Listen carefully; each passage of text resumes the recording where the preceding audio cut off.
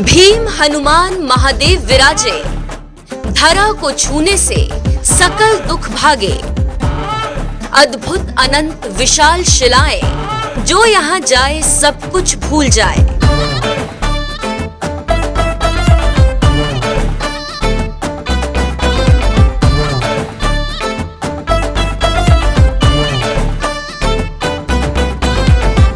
झलक ही इतनी दमदार है तो सोचिए यहाँ के चप्पे चप्पे से जब रूबरू होंगे तो कितना अद्भुत एहसास होगा।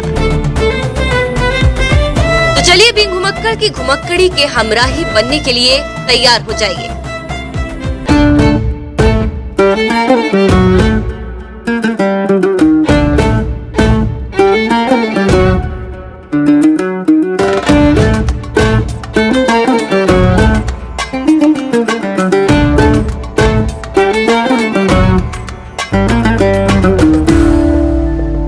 आज की अद्भुत यात्रा का गंतव्य है विराटनगर, जहां एक साथ महाबली भीम, उनके आराध्य हनुमान और उनके भी आराध्य महादेव विराजे हैं।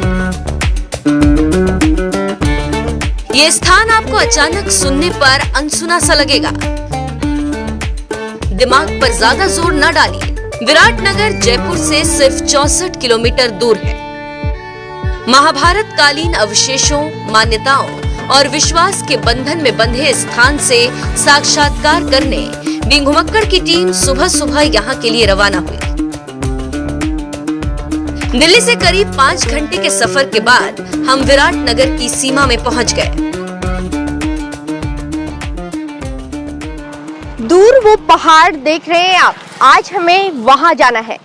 ये पहाड़ उत्तराखंड या हिमाचल का पहाड़ नहीं बल्कि राजस्थान का पहाड़ है। इस पहाड़ का महाभारत काल से क्या संबंध है? महादेव का इस पहाड़ से क्या रिश्ता है? महाबली हनुमान और बाहुबली भीम का इस जगह से क्या जुड़ाव है? ये सब बातें जानने आज हम जाएंगे ऊपर। और हाँ, एक बात और जान लीजिए, जब आप ऊपर पहुंचेंगे तो आपका दिन बन जाएगा।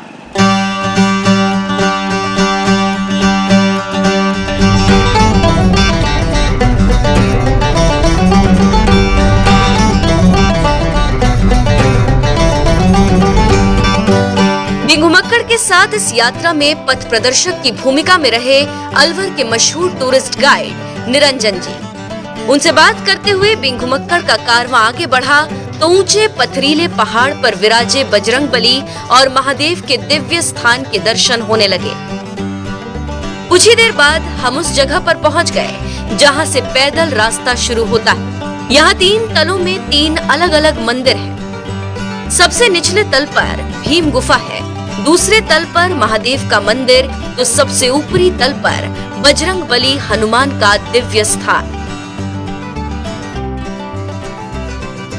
यहाँ पर बहुत बड़े बड़े यहाँ पर बोल्डर्स हैं। बोल्डर्स यानी कि बहुत बहुत विशालकाय चट्टानें। तो भीम जो महाबली था, उसने अपनी ऐसी एक आश्रय स्थल, एक चट्टान को चुना। उस स्थान को आज जाना जाता है भीमगिरी के नाम से। हमारे पीछे यहाँ पर साइनेज भी लगा हुआ है, भीमगिरी लिखा हुआ है, भीम गुफा लिखा हुआ है। देखा जाए तो ये भीम गुफा है, ऐसे बहुत छोटा सा एक प्रवेश द्वार है, लेकिन अंदर बहुत बड़ा उसमें स्पेस विशाल गुफा है और भीम उसमें रहा करते थे, ऐसी मान्यता है। आज वहाँ पर मंदिर है और लोग यहाँ पर पूजा करने आते हैं। तो यहाँ से हम आगे बढ़ते हैं, सीढ़ियों से होते हुए हम पहले भीम गुफा की तरफ बढ़ेंगे और वहाँ पर अगर वहाँ पुरोहित मिलते हैं, पंडित मिलते हैं, तो उनसे हम जानना चाहेंगे कि वो कैसा क्या यहाँ की स्टोरीज हैं, इसका इतिहास क्या है। इसका इतिहास क्या है? इतिहास नहीं कहना चाहिए, मुझे कहना चाहिए प्रागैतिहासिक समय, पुराना प्राचीन समय, जो टेस्टिफाइड नहीं है लेकिन किंवदंतियों में, जनश्रुतियों में वो पूरी तरह से मान्यता प्राप्त है। तो मुझे लगता है कि अब हम गुफा के बहुत नजदीक हैं। जी जी जी।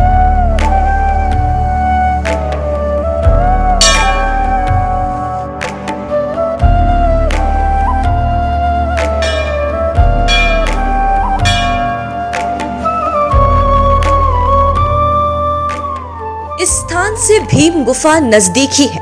वहां जाने का रास्ता तंग जरूर है, लेकिन अगर आप पौराणिकता पर विश्वास करते हैं तो यहाँ से अंदर जाने पर सुखद एहसास होने लगेगा। यहाँ पत्थरों की तलहटी पर भीमसेन की एक नई मूर्ति है जिसकी लोग पूजा करते हैं। इसके बाईं ओर नीचे जाने पर विशाल पत्थरों से घिरी हुई संकरी जगह है जहां आदम कद के कई लोग खड़े हो सकते हैं। यहाँ पर एक जोत हमेशा जली रहती है। माना जाता है इसी जगह पर भीमसेन ने काफी समय बिताया क्योंकि यहाँ पांडवों की कुलदेवी का निवास स्थान था।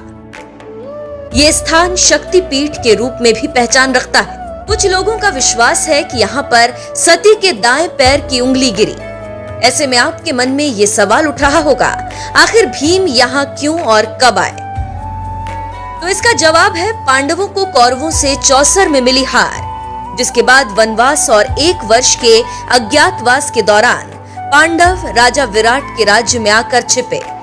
यहाँ जाने के लिए पांडवों से कृष्ण ने कहा, ये अज्ञातवास का विराट नगर है। पांडव अज्ञातवास में आए थे। उस टाइम भारत देश राज्यों में नहीं था, महाजनपदों में था। भारत देश में 16 महाजनपद थे, जिनमें एक मत्स्य जनपद था। मत्स्य की राजधानी विराटनगर थी। इस पहाड़ी का एंड होता है, यहाँ पर शमशान है इस पूरे क्षेत्र के आज भी, और विराट भूप था कमल नयन उस टाइम में भी। जहाँ पर पांडु ने आते ही अपने अस्त्र शस्त्रों को शमशानों में छिपा करके शमी वृक्ष में रखा था। शमशानों के पास सरोवर है जहाँ स्नान किया था। स्नान करके वो सीधे इस पहाड़ में माँ विराट देवी दुर्गा की शरण ली थी। माँ का उनको आशीर्वाद मिला था, मैं आपकी रक्षा करूंगी।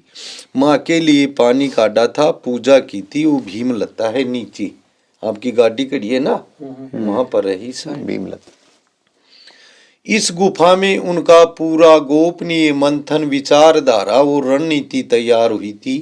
विराट राजा के रहना है, क्या क्या नाम बताना है, क्या क्या काम करना है, किस वेशभूषा। धर्मराज ने अपना नाम कंक रखा था, राजा से पासे खेलने का काम करो। अर्जुन ने अपना नाम प्रहला रखा था, मैं राजा की बच्ची और बच्चे को पढ़ा लूंगा, नाच गान सिखा दूं।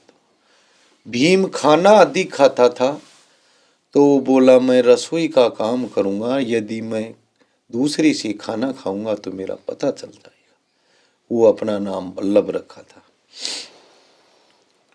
नकुल सहदेव, उनका नाम गोपाल और तंतीपाल था। मैं राजा की गाय घोड़ों की देख रेख और चिकित्सक का काम करना। द्रौपदी ये कही, मैं महारानी सुदर्शना से जाकर के ये कहूंगी कि मैं पहले तो धर्मराज की राह करती थी और अब उनको तो वनवास मिल गया है। मैं आपके 1 साल के लिए रहना चाहती हूँ। मेरा नाम शैरंद्री है, मैं श्रृंगार करता हूँ।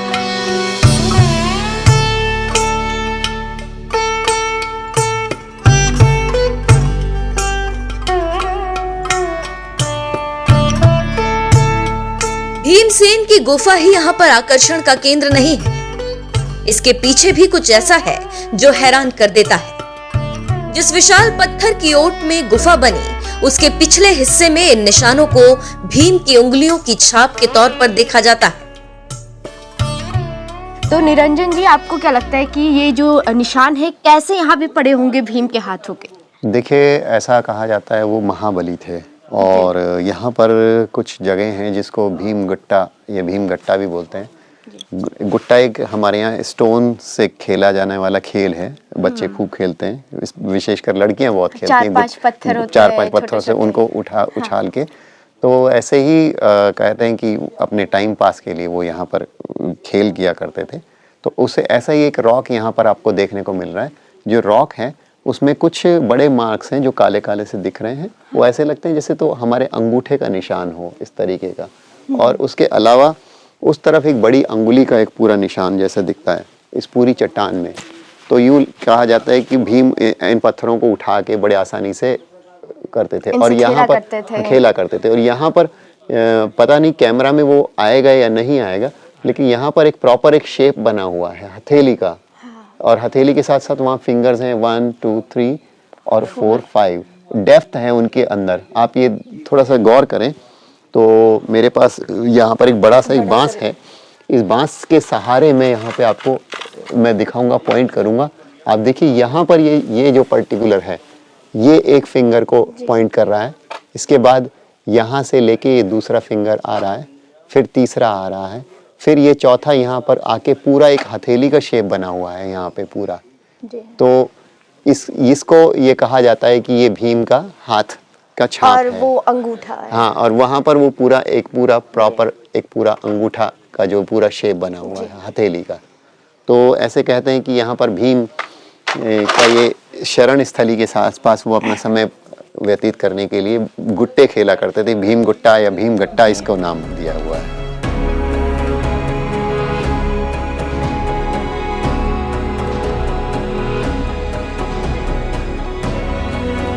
जिन राजा विराट के राज में भीम और उनके भाइयों ने अज्ञातवास का समय गुजारा, उन्हीं की पुत्री उत्तरा को अर्जुन ने नृत्य और संगीत की शिक्षा दी थी। इसी उत्तरा से बाद में अर्जुन के पुत्र अभिमन्यु का विवाह हुआ।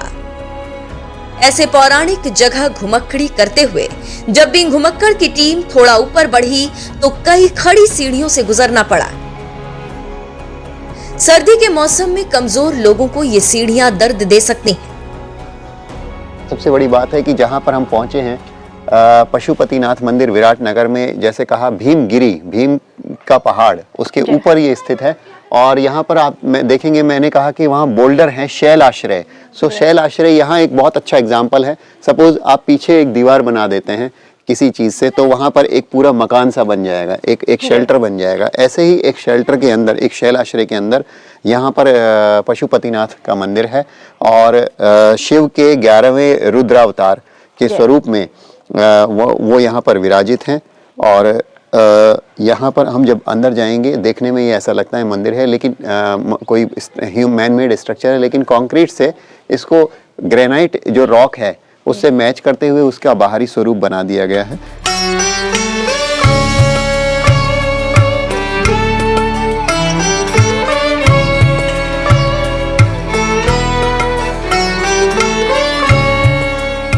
इस संकरे द्वार से अंदर जाने पर 11 मुखी पशुपतिनाथ विशाल शिलाओं के बीच विराजे हैं। शिव का ऐसा अद्भुत रूप कम जगह दिखाई देता है।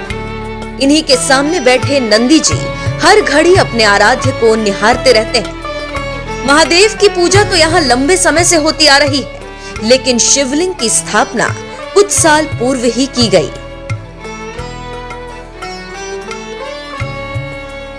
नेपाल के पशुपतिनाथ स्वरूप जैसा ही ये है। और यह मूर्ति जो है, इनके दर्शन करके आप आत्मविभोर हो जाएंगे। ऐसा स्वरूप यहाँ पर बहुत ही सुंदर ये शिवलिंग है में विराजित हैं। और आप देखें पूरा गुफा है, ये पूरा एक भोलेनाथ यहाँ विराज रहे हैं। ये हमें याद दिलाता है अमरनाथ की गुफा का भी वैसा ही स्वरूप वहाँ पर है। वहाँ पर वो बर्फ का शिवलिंग है और यहाँ पर 12 मुख बने हुए हैं, सामने नंदी विराजित हैं। तो ये बहुत ही भाव विभोर करने वाली मूर्ति है और अद्भुत मूर्ति है। और यहाँ पर हम घंटों यहाँ पर ध्यान लगा के बैठ सकते हैं, महादेव से के दर्शन कर सकते हैं, महादेव के स्वरूप को अपने अंतर्मन में उतार सकते हैं।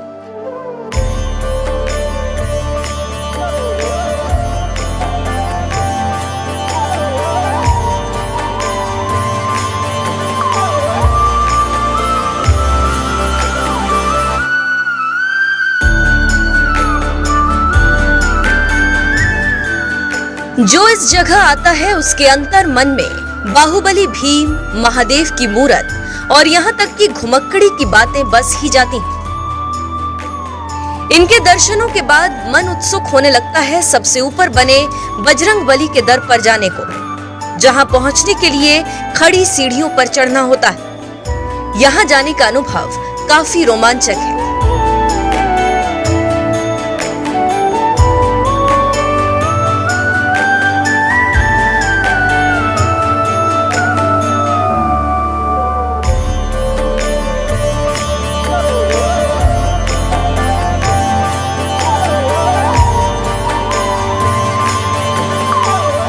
ऊपर पहुंचने पर सफेद संगमरमर से बनी बजरंगी की प्रतिमा आपको भाव विभोर कर देती है।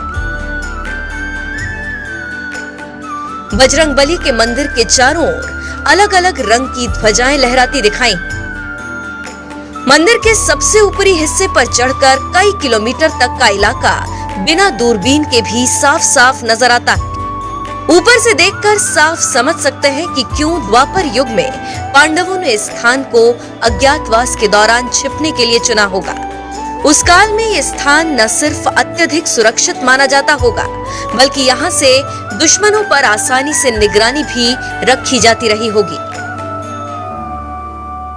इस इलाके से हम विराटनगर के जो दूसरे खास मॉन्यूमेंट हैं, कुंथुनाथ जैन मंदिर, उसको भी देख पा रहे हैं। यहीं से हम मुगल गेट भी देख पा रहे हैं।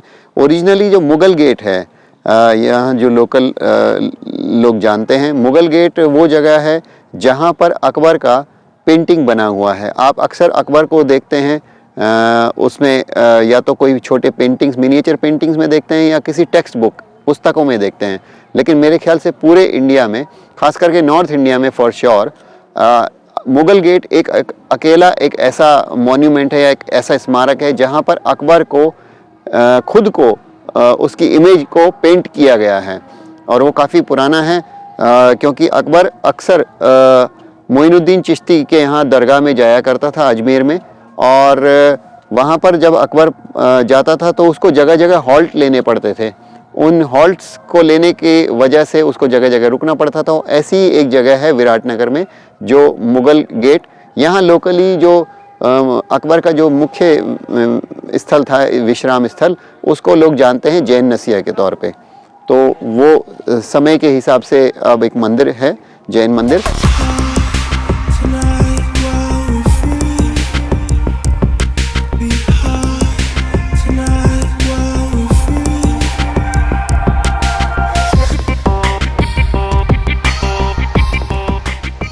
अगर आप कभी जयपुर या अलवर जाएं तो विराटनगर जाने का प्लान जरूर अपनी ट्रैवल डायरी में बनाएं। दिल्ली से विराटनगर करीब 207 किलोमीटर दूर है। अलवर से विराटनगर की दूरी करीब 62 किलोमीटर है, जबकि शाहपुर से विराटनगर करीब 20 किलोमीटर दूर है। रोड नेटवर्क से विराटनगर जाना अच्छा ऑप्शन है।